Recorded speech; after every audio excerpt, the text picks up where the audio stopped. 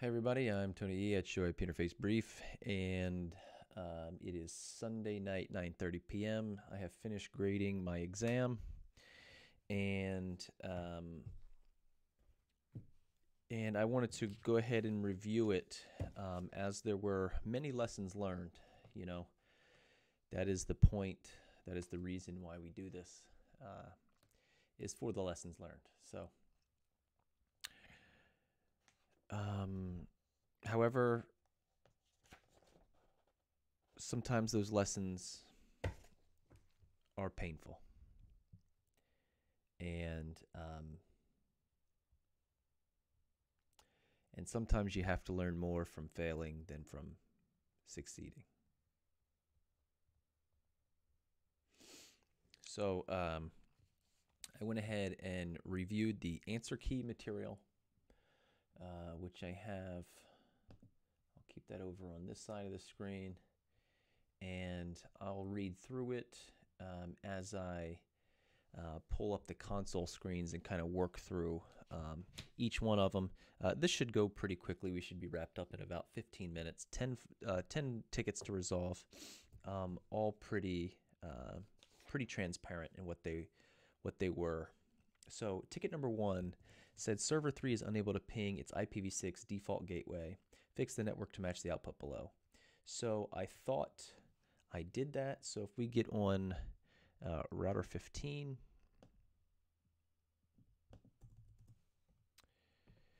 and if I do a ping VRF server 1 and do 2001 172 23 160 ::16. Have I screwed that up terribly? Oh, server 3. Excuse me, VRF server 3. Okay, I get the 5 bangs, but I really hacked up this solution, and when I was working my way through it, I gave myself a check mark for completing it, but I didn't know what kind of points to award because I wasn't sure what the problem was. And after looking at the answer key, it looks like the problem was actually over on router 1. However, I was not looking at router 1. So if we do a show run interface gig 01116, the problem here is a misnamed pool. It should be IPv6 DHCP pool as an arbitrary name for a local defined pool, but this says DCHP. So show run include IPv6 DHCP pool, and we should have the actual pool in there. So when I saw that as being the answer, I was really thinking to myself, WTF, you know. So here's the actual pool, and then there's a sub that gets you into the pool config. So that just needed to be created. What I don't understand is, how was that as a DHCP server being passed across 2 routers? I am not sure. I have no clue. I am severely deficient in IPv6. So for that, I got 0 points.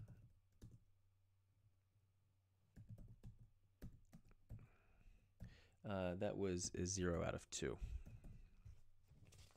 The next ticket was server 1 is not using R20 as its primary next hop. Fix the network to match the output below. Do not modify the priority of any protocol to a value lower than default. So I went ahead and thought that I solved this one, because if I match the output below, again, I'll get on server 15 and do a trace route, a VRF, server 1, and let's go 192.122.3.18. It goes to router 20 every time, so that matches the output. However, this is one of the things that I really got burned on. I'm reading the faults here on ticket number 2. It says there's 3 bullet points under ticket number 2. So I thought I matched the output. In fact, I did match the output. This is exactly what they wanted. However, I completely missed the problem. And so I am kicking myself for this because these are configs. A lot of these are configs and commands and stuff that I work with on a daily basis. And I missed this completely. R20 has a HSRP VIP misconfigured. R19 is using a priority of 150. R20 is using a priority of 120. So I tell you what, let's go over to R20 and do show standby. And there's our VIP. And as soon as I saw that, I realized what server 1 was pointing to. So if we come over here and we do show IP route VRF server 1, I remember seeing this and saying, hey, this has a static route, which is pointing to some IP address. I don't even know what it is. And I remember thinking, well, that's weird. Why is that misconfigured? Well, here's why. Actually, the VIP is wrong here on router 20. On router 19, show standby, the VIP is correct. So we need to correct the VIP, and then we need to change the priority. On router 20, show standby, even after the VIP, there's a tracked object here, which is track object 192. So let's do show track 192, and we say the track object is IPSLA, and the state is down. So all of these things stitched together become the solution to the problem. And I 100% completely missed this. In fact, I didn't even know there was a standby address, an HSRP address. I didn't even check. I didn't even know. So for the first one and for the second ticket, I give myself 0 points.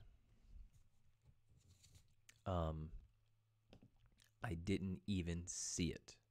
I feel like how incredibly amateur and clueless. And I just wonder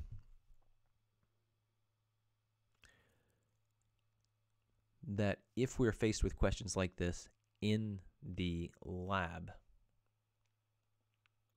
do they want me to match this output, or do they want me to solve and see a problem? You know what I mean? I managed to get this output without solving that problem. Maybe I should get bonus points. I'm just kidding. I'm actually kind of depressed about the whole thing, the whole idea. So I'm feeling a little down, but it's just, you know, being nearly halfway through my journey, I don't expect to be tripped up by these simple things. I don't expect to be missing these simple things, especially things that I'm familiar with. HSRP I'm familiar with. I completely 100% skipped it. So 0 points for that. All right. Ticket number 3. This one, I've already reviewed the answer key, so I gave myself full credit for this one. It says here, R16 has been configured to accept a maximum of 1 LSA. So I did catch that, and I did change it to 1,000, just because I was like, I'll just change it to 1,000. Turns out that is the exact thing in the answer key. It also wanted to change the max LSA to 1,000. Router 16's tunnel 100 is using the wrong source interface. Either advertise the 216 link subnet in BGP on router 6 or change it to the source address. Okay. And R6 does not have a seed metric configured on the BGP to RIP redistribution. I saw that as well. So I did all 3 of these things. So I gave myself full credit. I gave myself full points for that. No problem. I did the seed metric. I changed the maximum LSA. And although I did not change the tunnel source address, I did advertise this network from router 6. So I gave myself full credit for that. That was a 2-pointer. So let's pull up the notepad here and do 2 out of 2. All right, no problem there. Ticket number 3 was okay. Ticket number 4. Router 2's loopback has been misconfigured with a /24 mask. Router 2 is missing the MPLS LDP autoconfig, and Router 1 is blocking the advertisement of R7 and R8's loopback into OSPF using the no advertise keyword in the summaries. I did identify all of these as being issues. So if I get on, if I get on Router 2, I can see show interface loopback 0. I've corrected the mask to be a /32. I did not use the MPLS LDP autoconfig, rather show MPLS interface. I manually turned on MPLS on the interfaces. We could have done MPLS LDP autoconfig. I did not. Sorry. And then Router 1 is blocking the advertisements from Router 7 and Router 8. So let's open up Router 1. Here's one thing that I didn't do is I did not remove the no advertise from both. So if I do show run section OSPF, each one had a summary address configured with the no advertise keyword after it, and I only removed it for Router 7. That was all I needed for the connectivity. The answer key said to remove it for both. However, that did not break our connectivity. And here's what I was pointing out right here. So for Router 7, I did remove the no advertise, but for Router 8, it is still there. I didn't remove it, and you would only need it for what I call a backup path to get to Router 9. Okay. So that one was ticket number 4. That was the 3-pointer, so I give myself 3 out of 3. Ticket number 5.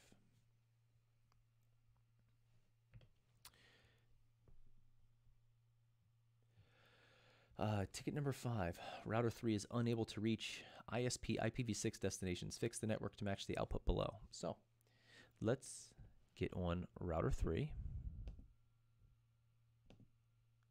and verify the output below. So let's do ping 2004, and that's 422:1 source loopback 0, and I get 5 bangs. All right, that's the output. So I match the output from the fucking ticket. However, I definitely did not solve it per the answer key. I was definitely off. And so the tunnel source and destination for tunnel 64 causing the recursion error or the tunnel to flap. So if I come here and I see show IPv6 interface brief, and we go to tunnel 64 down here, it actually shows up. The tunnel will flap, and it will go up, down. And now it is up, down. So perfect, it flapped right on schedule.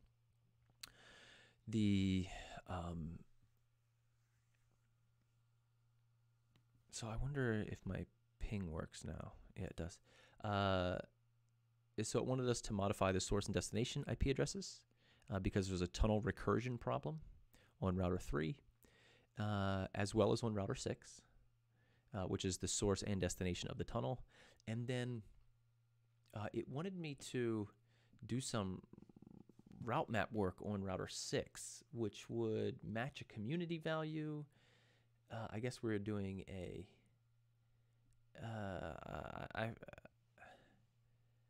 I'm trying to figure out ticket 5.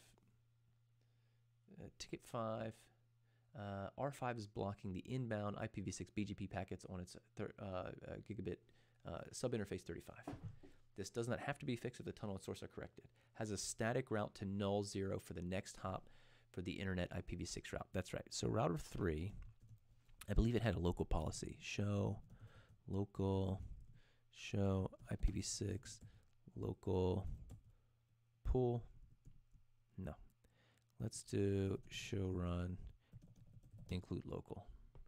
I don't remember what it was, but it has a local policy defined, I do believe, which was pointing to a route map, which was setting the next hop, the egress interface rather, to null 0, which was, you know, bit bucketing the packets. And what the hell?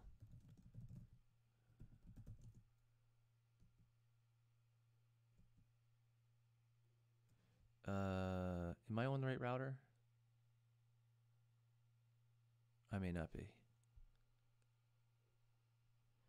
A static route to null 0. Show IPv6 route.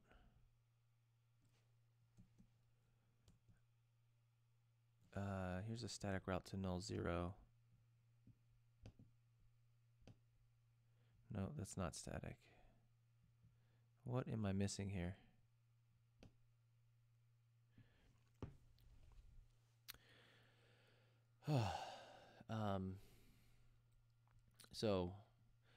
I did not fix this one, I guess. I did match the output, but I guess I was way off the mark. So it's one of those things where, do I award myself points or no? And I'm going to err on the side of, if you didn't confidently get it, then you should give yourself 0 points. And I matched the output. You know, again, it's the way it is. I mean, look, 5 tickets so far. I got 3 zeros. You know what I mean? That's why I feel pretty defeated.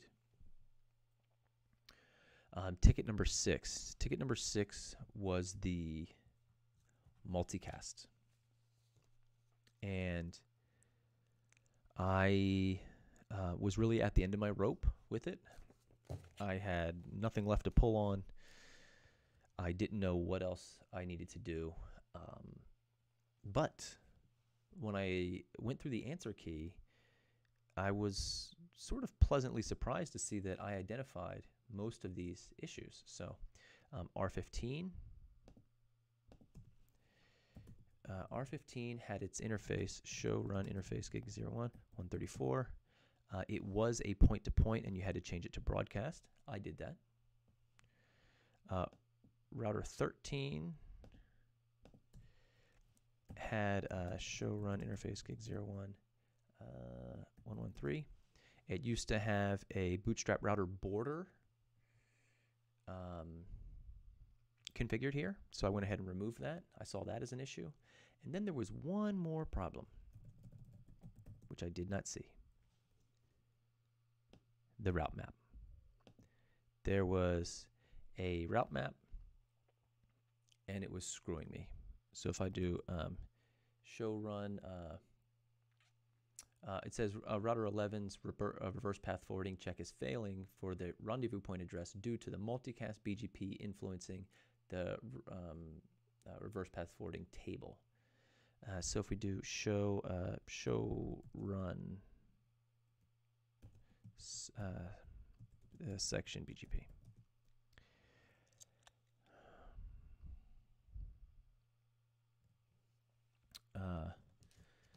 There was 2 things in here I think worth noting if I can find them. The address family multicast, which admittedly I have never used, so it was completely foreign to me. In fact, while I was working this ticket, I never even checked that. I never even thought to look there. I don't even know what that does. But I can see our neighbor is router 11. So we're on 13 to 11. So they have a peer, and the route map is default 1. And that is this route map here, which is setting a next hop to 12. So it's just kind of screwing me around. And that's what it was. So it looks like I solved everything, except if I would have changed this statement to deny, we'd have been good. One simple command, we'd have been good. That would have been 3 points. One command separated me from 3 points. It's not the difference between a pass and a fail, but it sure would have helped for my confidence. So let's pull up our notepad and put in 0 out of 3.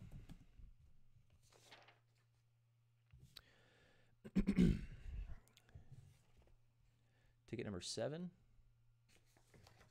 Ticket number 7 was a a BFD. There were 3 routers connected to a multi-access segment, and there should have been BFD between them. Router 10 is unable to form BFD adjacencies with R11 and 12. Fix the network to match the output below, and it is the show BFD neighbors. So I did get full credit for that. The fault here was router 12 was blocking UDP ports used by BFD, which admittedly I found, I say admittedly way too much, but I found way too late. I should have seen it right off. And I remember at the time saying I thought I checked for an access list. And R11 didn't have BFD actually registered, didn't have EIGRP registered as a protocol. So it didn't have it turned on. So the solution, my answer matches with the answer key. Gave myself full credit for that. That's going to be a 2 out of 2. No problem there. Ticket number 8. R7 is unable to ping R4's loopback 1 interface. Fix the network to match the output below. So let's get on R7.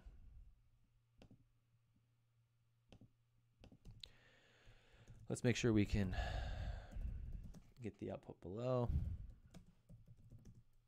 Okay, we get the 5 bangs. So that was R7 to R4. So if we compare our solution to the answer key, it says on router 7 it wanted to no set the null 0 interface and set the next hop. So show route map RM. It wanted to remove the set interface null 0 and change it to set IP next hop, actually giving it a next hop IP value to send it to R1. What I did was actually change the access list. So if we do show access list ACL, I did a deny here and I did it in the place of 1. And so that is going to deny anything from having its interface, egress interface be set. And that was that. And also router 4 wanted to remove the tag. So let's go over to router 4 and show that. Show route map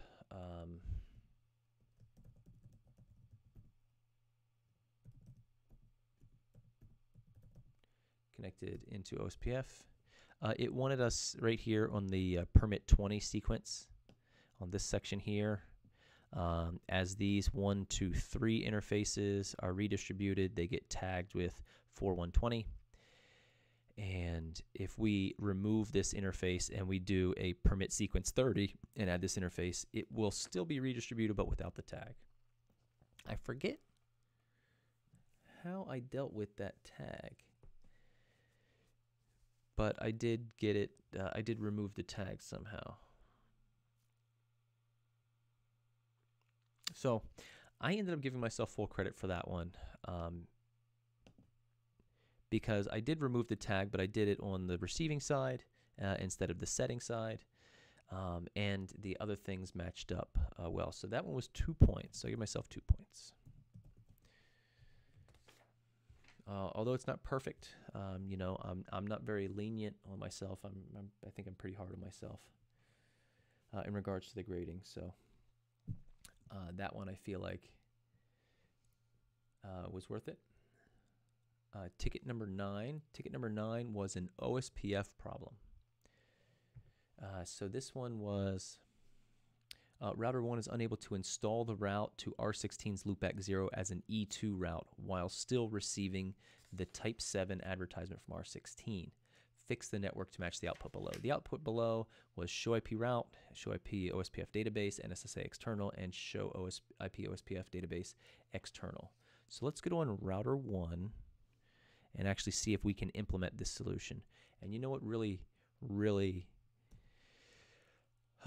pisses me off about this is one command, and I spent probably 2 hours on it, and I was no closer at the end of 2 hours than I was in the beginning. I don't know if it was 2 hours, but Lord, it felt that way.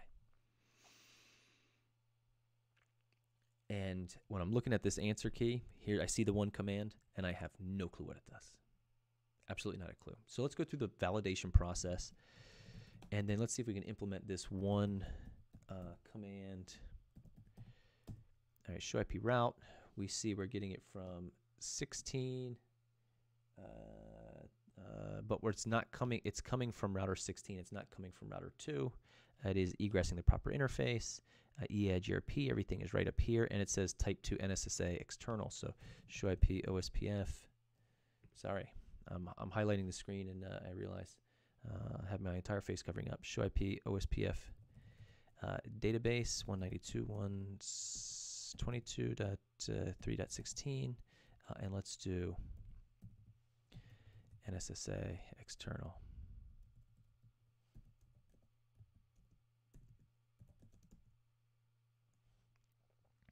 And here it is here. So we're matching the forward address, but again, we aren't matching the advertising. Oh, wait a second. This one is matching the advertising router. So I think everything is correct here. It's the next one when we try to do external. Wait, now I'm confused. 2024.216.16. The advertising router. Yeah, how is this working? Like, seriously? Am I absolutely missing something? The advertising router, okay. What did I miss above there? Nothing. I have no clue. 2024.216.16. Everything is right. And I can tell you I have no clue what I've done. In fact, I haven't, oh, except for this here. Wait a second. This is coming from 16. So, without much context, most of you probably can't guess what the solution was, but I'm going to show you the command here, and I can't believe it myself.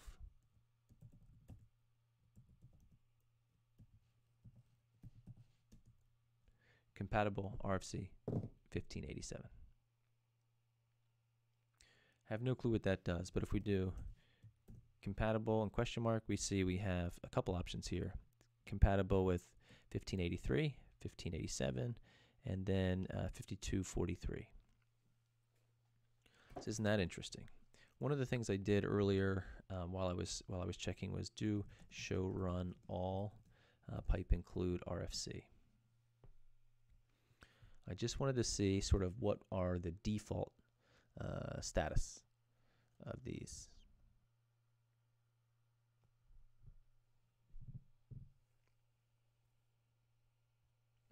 And I believe this to be the default status. If you just do router OS, so I have two process IDs. This is your first process ID, and then the command repeats again.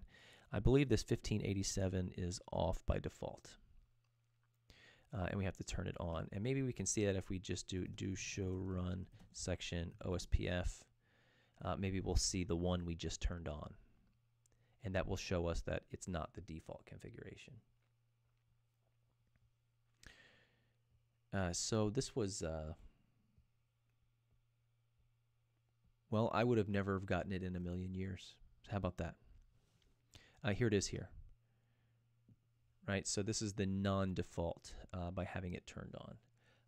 I'm going to have to read up on what that is, and even if I read it, I don't know if it'll sink in. But if anyone's got any tips for me on exactly what that RFC is doing, I'll take the Cliff's notes. So that is a big old fat 0. Let's pull up our notepad. 0 out of, is it 2-pointer? Yeah, 0 out of 2. Next, ticket 10.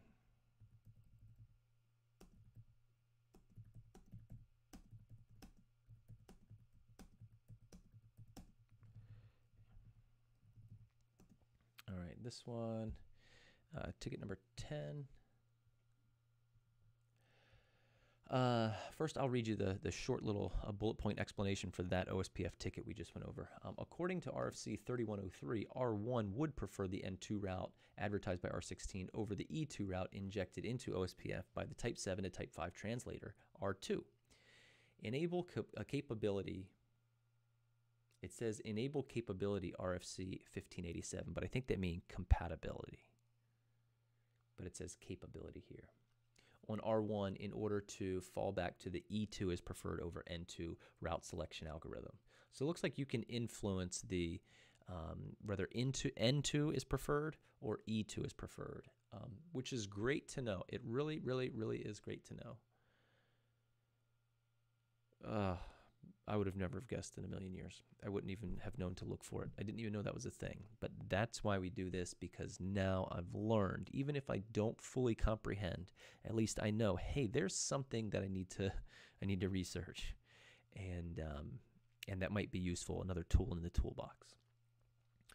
All right, ticket number 10. This was the Pppoe solution, and I got this solution actually 100% correct. And this one I can confidently sort of without dispute got correct. So I changed the mask on router 1 just like the answer key, and then if we go over to R17, there's just two small verifications: show run interface, dialer 117. We had to change the MTU value, and last was a show run section OSPF.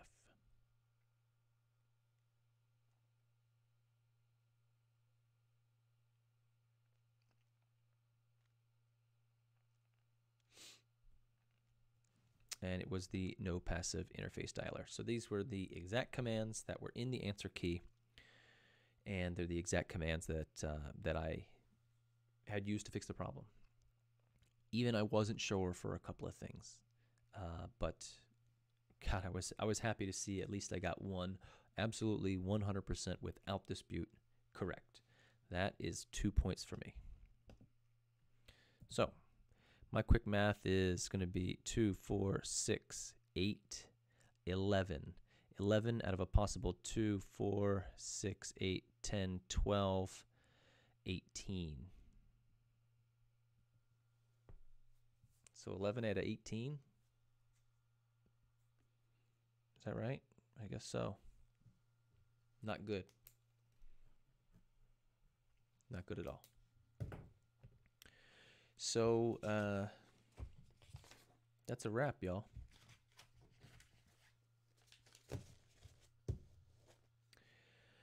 I was and I skipped two of them, right? I skipped the, well, I not necessarily skipped, but I tried and gave myself incompletes for the multicast and the OSPF, which I recognized from the last troubleshooting exam that the multicast I had to skip and the OSPF I had to skip as well. And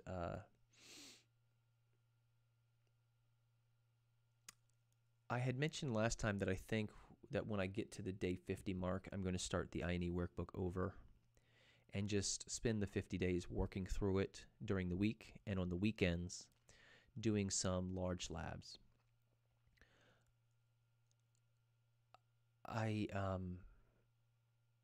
It's hard for me to even really want to do that because it is such a huge endeavor. INE has so many labs in the workbook.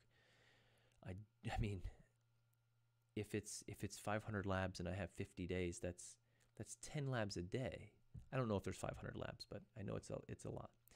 That's 50 labs. 10 labs a day, right?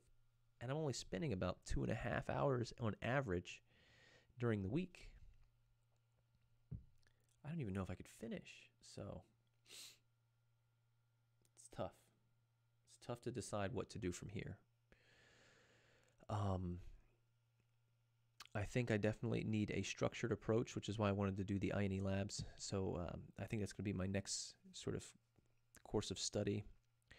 Is I want to spend this week doing what I tried to do last week, which was just building some labs of my own and incorporating a lot of the technologies all together because I want to stay sharp on them. The Pppoe, DMVPN, routing protocols, multi-protocol BGP, MPLS, just the basics. I just want to keep sharp on my muscle memory. I want to keep sharp on my actual memory and my muscle memory in my fingers. I want to be able to kick out those configs quickly and comfortably and confidently. So I think I'm going to do that this week and then start the INE workbook.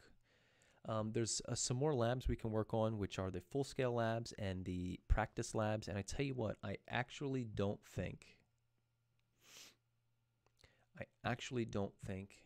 I'm ready for those. So I think what I might do is I might circle back around from these INE labs and maybe next weekend start the foundation lab number 1 over again. I'm only going to allow, and I'm taking a tip, I think, from Tim McConaughey, one of those guys who had worked towards the CCIE lab. There's been a couple of really good blogs lately. I can't remember who actually authored the tip that I'm going to recite, but it was, when you go back and do labs, only allow yourself to do a lab twice, because after that you really just start to remember it. You just start to become so familiar with it that you're not really solving the problems again. I feel like enough time has passed between now and when I did the INE Foundation Lab number 1 that if I try it, it would be like a fresh lab. Also, I remember doing okay on that lab, and I'd love to be able to go back to it and do better than okay. I'd love to be able to ace it. And that would really show sort of how far I've come. That's one thing about making the CCIE journey that is so incredibly challenging and respectable for those who have passed the test, is every journey is unique, every person is unique, and there is no absolute way to finish. It's up to every individual, and it's about finding your own path. And I'm still finding my own path. Here we are, nearly halfway through a journey, and I'm still looking at the map. So guys, that wraps it up. I will start some labs and stuff tomorrow night. Looking to get some good studies in. If anyone's got any tips, topologies, anything you want to send my way, leave me a comment below or find me on the Discord server, and or reach me on Twitter at @ShowAPInterfaceBrief. I love the community. I love all the banter we get back and forth. A lot of people stopped in to see the stream today. Thank you for everybody who's there to support. It really, really does mean a lot. Just to stop in and say hi, just to stop in and say, hey, show, or hey, Tony, hey, I'm here watching you, just popping in for a minute.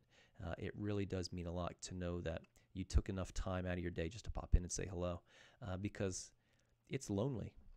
It is lonely sitting here in this office alone, being the only one on this journey in this home. And it's great that, in this modern day and age, with all of the technology we have available to us, that this journey doesn't have to feel like we're alone. We are a little community, although we're remote. It's important just to come in and say hi, just to let others know that, hey, I'm here if you need anything. So I try to do that for everybody, and I appreciate everyone who stops in and says hi. So that's where I'll leave us tonight, guys. See you tomorrow.